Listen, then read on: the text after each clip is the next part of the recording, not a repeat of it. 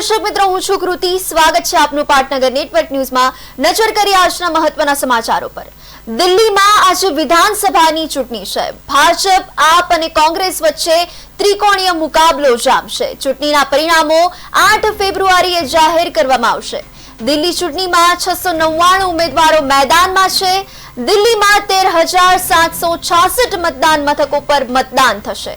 70 વિધાનસભા બેઠકો માટે એક જ તબક્કામાં મતદાન થશે. 1.56 કરોડ મતદાતાઓ તેમના મતદાન અધિકારનો ઉપયોગ કરશે.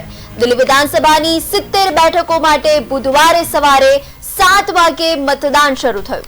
1.56 કરોડ લોકો સાંજે 6 વાગ્યા સુધી મતદાન કરી શકશે.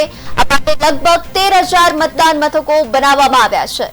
લોકસભા ચૂંટણીમાં ઇન્ડિયા બ્લોકનો ભાગ રહેલા 5 પક્ષો દિલ્હી ચૂંટણીમાં એકબીજાની સામે ચૂંટણી લડી રહ્યા છે. આમાંથી આમ આદમી પાર્ટી અને કોંગ્રેસ બધી 70 બેઠક પર આમને સામને છે.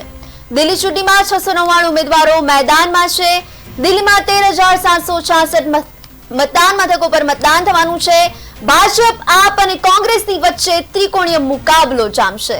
ચૂંટણીના પરિણામો 8 ફેબ્રુઆરીએ જાહેર કરવામાં આવશે.